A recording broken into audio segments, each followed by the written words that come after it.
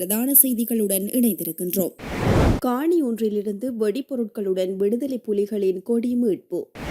வசீம் தாஜுதீன் விசாரணையில் அதிரடி திருப்பங்கள். கச்சாவின் மகனின் சர்ச்சைக்குரிய அறிவிப்பு. துபாயிலிருந்து நாடு கடத்தப்பட்ட குற்ற கும்பல் உறுப்பினர். அரசியல்வாதிகளின் சட்டவிரோத சொத்துக்கள் தொடர்பில் தீவிர விசாரணை. வெளிநாடுகளில் பதுங்கியுள்ள பாதாள உலக குழுக்களுக்கு அதிர்ச்சியை ஏற்படுத்தியுள்ள அனுர அரசு. தாஜுதீனின் கொலைக்கு கடந்த ஆட்சியாளர்களே முழுமையான பொறுப்பு. சர்வதேச நீதி கோரிய காணாமல் ஆக்கப்பட்டவர்களின் உறவினர் போராட்டத்தின் இறுதி நாள். யாழில் அதிகரிக்கும் வன்முறை, மர்மமான முறையில் தீக்கிரையான படகு. இனி தொடர்வென விரிவான செய்திகள். முல்லைத்தீவு பொதுக்குடியிருப்பு தேவிபுரம் பகுதியில் காணி ஒன்றிலிருந்து வெடிபொருட்களுடன் விடுதலை புலிகள் அமைப்பின் கொடி ஒன்று கண்டுபிடிக்கப்பட்டுள்ளது. குறித்த காணியிலிருந்து RPG தோட்டா மற்றும் விடுதலை புலிகள் அமைப்பின் கொடி ஒன்று கண்டுபிடிக்கப்பட்டுள்ளது. காணி உரிமையாளரால் பயிற்சிகைக்காக காணியில் துப்புரவு பணிகளை மேற்கொள்ளும் சந்தர்ப்பத்தில் இவை கண்டுபிடிக்கப்பட்டுள்ளன. விடயம் தொடர்பில் காணி உரிமையாளரால் பொதுக்குடியிருப்பு காவல்துறையினருக்கு தகவல் வழங்கப்பட்டதை அடுத்து குறித்த ஆயுதங்கள் மற்றும் விடுதலை புலிகள் அமைப்பின் கொடி காவல்துறையினரால் பறிமுதல் செய்யப்பட்டுள்ளன. உள்நாட்டு யுத்தத்தின் போது இந்த வெடிபொருட்கள் மற்றும் கொடி விடுதலை புலிகள் அமைப்பினரால் குறித்த காணியில் புதைத்து மறைத்து வைக்கப்பட்டிருக்கலாம் என காவல்துறையினர் சந்தேகம் வெளியிட்டுள்ளனர். இந்நிலையில் முல்லைத்தீவு நீதவான் நீதிமன்றத்தின் உத்தரவின் பேரில் காவல்துறை விசேட அதிரடிப்படையின் வெடிகுண்டு செயலிழப்பு பிரிவால் இந்த வெடிபொருட்கள் செயலிழக்கப்பட உள்ளதாக காவல்துறையினர் தெரிவித்தனர். சம்பவம் தொடர்பில் பொதுக்குடியிருப்பு காவல்துறையினர் மேலதிக விசாரணைகளை மேற்கொண்டு வருகின்றமை குறிப்பிடத்தக்கது. ரக்பி வீரர் வசீம் தாஜுதீன் இறந்த வாகனத்தின் பின்னால் பயணித்த சந்தேகத்திற்கிடமான வாகனத்தில் கஜ்ஜா என்ற அருண விதானகமகே இருந்ததாக அவரது மனைவி தெரிவித்த கருத்தை கஜ்ஜாவின் மூத்த மகன் மறுப்பு தெரிவித்துள்ளார். விசாரணையுடன் தொடர்புடைய CCTV காட்சிகளை கஜ்ஜாவின் சகோதரர்கள் மற்றும் சகோதரியிடம் காட்டி அந்த காணொளியில் இருப்பவர் தமது தந்தைதானா என அவர்களிடம் ஏன் காவல்துறையினர் கேட்கவில்லை என அவர் கேள்வி எழுப்பியுள்ளார். ஊடகங்களுக்கு கருத்து வெளியிட்ட போதே கஜ்ஜாவின் மூத்த மகன் இவ்வாறு குறிப்பிட்டுள்ளார். மித்தனியவில் சமீபத்தில் கொலை செய்யப்பட்ட கஜ்ஜா என்று அருண விதானகமகே 2012ஆம் ஆண்டு ரக்பி வீரர் வசீம் தாஜுதீன் இறந்த வாகனத்தின் பின்னால் பயணித்த சந்தேகத்திற்கிடமான வாகனத்தில் இருந்தமையே அவரது மனைவி உறுதிப்படுத்தியிருந்ததாக பதில் காவல்துறை ஊடக பேச்சாளர் உதவி காவல்துறை அத்தியட்சகர் மினுர செனரத் நேற்று தெரிவித்தார். இந்நிலையில் கஜ்ஜாவின் மூத்த மகன் இந்துவர விதானகமகேவும் இந்த சம்பவம் தொடர்பாக கருத்து வெளியிட்டிருந்தார். எனது தந்தைக்கும் இந்த கொலை சம்பவத்திற்கும் எவ்வித தொடர்பும் கிடையாது. வசீம் தாஜுதீனின் மரணம் நிகழ்ந்த 2012ஆம் ஆண்டில் தந்தை பேருந்து நடத்துனராகவே செயற்பட்டிருந்தார். எனவே அந்த கொலையுடன் அவர் தொடர்பு பட்டிருக்க முடியாது.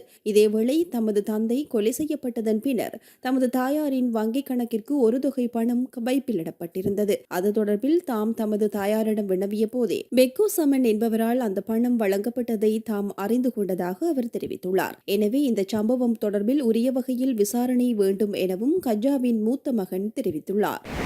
துபாயில் கைது செய்யப்பட்டு இலங்கைக்கு நாடு கடத்தப்பட்ட ஒழுங்கமைக்கப்பட்ட குற்ற கும்பல் உறுப்பினர் டிங்கர் எனப்படும் ஸ்ரீதரன் நிரஞ்சனை கொழும்பு குற்றப்பிரிவில் தடுத்து வைத்து விசாரிக்க புதுக்கடை நீதவான் நீதிமன்றம் அனுமதி வழங்கியுள்ளது. சந்தேக நபரை நாளை வரை 24 மணி நேரம் தடுத்து வைத்து விசாரிக்க நீதிமன்றம் அனுமதி அளித்ததாக காவல்துறை ஊடக பேச்சாளர் அலுவலகம் தெரிவித்துள்ளது. அரச புலனாய்வு சேவை மற்றும் ஐக்கிய அரபு அமீரகத்தின் துபாய் காவல்துறை இணைந்து நடத்திய கூட்டு நடவடிக்கையின் சந்தேக நபர் கைது செய்யப்பட்டுள்ளார். பின்னர் நேற்று அதிகாலையில் கட்டுநாயக்க விமான நிலையத்திற்கு அழைத்து வரப்பட்டு விமான நிலைய குற்றப்புலனாய்வு திணைக்கள அதிகாரிகளால் கைது செய்யப்பட்டு பேலியகொடை காவல் நிலைய அதிகாரிகளிடம் ஒப்படைக்கப்பட்டார். அதன்படி சந்தேக நபர் நேற்று புதுக்கடை நீதவான் நீதிமன்றத்தில் முன்னிலைப்படுத்தப்பட்ட போது அவரை கொழும்பு குற்றப்பிரிவில் தடுத்து வைத்து விசாரிக்க நீதிமன்றம் அனுமதி வழங்கியமை குறிப்பிடத்தக்கது. போலீஸ் ஊடக பேச்சாளர் ஜூஎஃப் உட்லர் ரஷ்யாவில் ஒரு பாடநெறிக்காக நாட்டை விட்டு வெளியேறிய நிலையில் வெளிநாட்டில் மறைந்திருக்கும் பாதாள உலக குழுவினர் இந்த அதிகாரி தங்களை கைது செய்ய வந்துள்ளதாக அச்சமடைந்துள்ளனர். இந்தோனேஷியாவில் மறைந்திருந்த ஹெகல்பத்தர பத்மே உள்ளிட்ட 5 பாதாள உலக குழுவினர் கைது செய்யப்பட்டு நாட்டிற்கு அழைத்து வரப்பட்டதை அடுத்து வெளிநாடுகளில் மறைந்திருக்கும் பாதாள உலக குழுவினர் அச்சத்தில் இருப்பதாக தெரியவந்துள்ளது. மேலும் பத்மே தலைமையிலான பாதாள உலக குழுவினர் கைது செய்யப்பட்டதன் மூலம் தினமும் 1 அல்லது 2 பேரை சுட்டுக் கொல்லும் சூழ்நிலை குறைவடைந்துள்ளது. தப்பியோடும் பாதாள உலக குழுவினரை கைது செய்ய இன்டர்போலின் உதவியை நாடுவோம் என போலீசார் தெரிவித்துள்ளனர். இந்த பாதாள உலக குண்டர்கள் பற்றிய அனைத்து தகவல்களையும் இன்டர்போல் மூலம் அனைத்து நாடுகளுக்கும் தெரிவிக்க நடவடிக்கை எடுத்துள்ளதாக போலீசார் குறிப்பிட்டுள்ளனர். இந்த நிலையில் போதைப் பொருள் கடத்தல் மற்றும் கொலையில் ஈடுபட்ட 3 பாதாள உலக குற்றவாளிகள் பெங்களூரில் உள்ள ஒரு அடுக்குமாடி குடியிருப்பில் மறைத்திருந்த போதே இந்திய போலீசாரினால் கைது செய்யப்பட்டுள்ளனர். சர்வதேச போதைப் பொருள் கடத்தலில் ஈடுபட்டுள்ள இந்த 3 பாதாள உலக குழுவினரும் பெங்களூரில் உள்ள ஒரு அடுக்குமாடி குடியிருப்பில் 8 மாதங்களாக பதுங்கியிருப்பது தெரியவந்துள்ளது. ரத்மலானியைச் சேர்ந்த ஐரிஷ் அசங்க, தேவுந்திர திலீப், ஹர்ஷன மற்றும் கோட்டஹெனே சுகத் ஆகிய 3 பாதாள உலக கும்பலைச் சேர்ந்தவர்களை கைது செய்யப்பட்டுள்ளனர். முன்னாள் நாடாளுமன்ற உறுப்பினர்கள் மற்றும் அமைச்சர்கள் உட்பட 30 அரசியல்வாதிகளின் சொத்துக்கள் குறித்து சட்டவிரோத சொத்துக்கள் விசாரணை பிரிவு விசாரணைகளை தொடங்கியுள்ளன. பொதுமக்கள் பாதுகாப்பு மற்றும் நாடாளுமன்ற விவகார அமைச்சர் ஆனந்த விஜயபால இதனை தெரிவித்துள்ளார். பொதுமக்களிடமிருந்து பெறப்பட்ட முறைப்பாடுகளின் அடிப்படையில் விசாரணைகள் நடத்தப்படுவதாக அமைச்சர் தெரிவித்துள்ளார். இந்த முறைப்பாடுகள் சட்டவிரோதமாக சொத்துக்கள் ஈட்டப்பட்டிருப்பதை காட்டுவதாகவும் இந்த விவகாரம் குறித்து மேலும் விசாரணைகள் நடத்தப்பட்டு வருவதாகவும் அமைச்சர் மேலும் தெரிவித்துள்ளார்.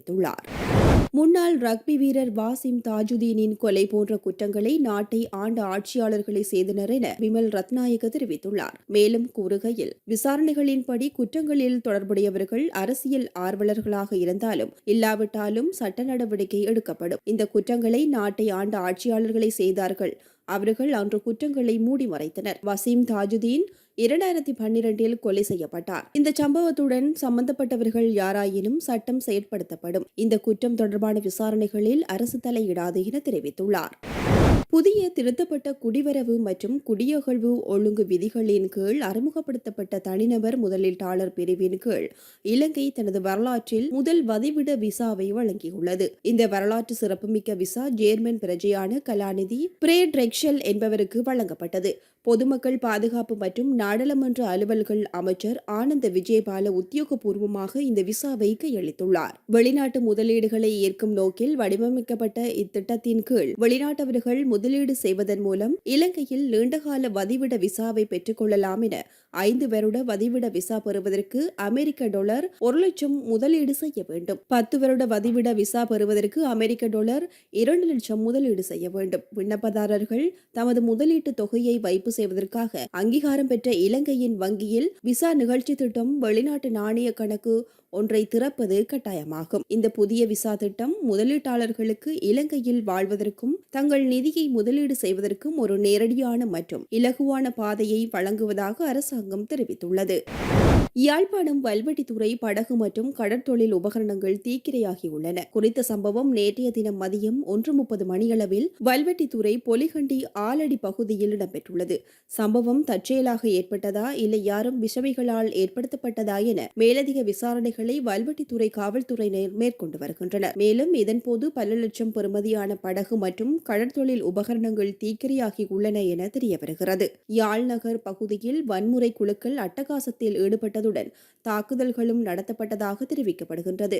இந்த தாக்குதல்களை நடத்தியவர்கள் யார், தாக்குதல்களில் பாதிக்கப்பட்டவர்கள் யார் என்ற விடயங்கள் வெளியாகவில்லை. பொது இடத்தில் இவ்வாறு வன்முறையில் ஈடுபட்டதால் மக்கள் அச்சநிலையில் காணப்பட்டதாக தெரிவிக்கப்படுகின்றது. இதுகுறித்து காவல்துறையினர் உடனடியாக நடவடிக்கை எடுத்து பொது இடத்தில் அமைதிக்கு குந்தகம் விளைவித்து மக்களிடையே அச்சத்தை ஏற்படுத்தும் வகையில் செயற்பட்டவர்களை உடனடியாக கைது செய்ய வேண்டும் என மக்கள் கோரிக்கை விடுத்துள்ளனர். வடக்கு கிழக்கு வலிந்து காணாமல் ஆக்கப்பட்டவர்களின் உறவினர்களின் சங்கத்தின் ஏற்பாட்டில் சர்வதேச நீதி கோரி சுழற்சி முறையிலான உண்ணாவிரத போராட்டத்தின் இறுதி நாள் போராட்டம் நேற்றைய தினம் நடைபெற்றது. யாழ் செம்மணியில் கடந்த 25ஆம் தேதி ஆரம்பமாகிய போராட்டம் நேற்றைய தினம் புதன்கிழமை வரை முன்னெடுக்கப்பட்டது.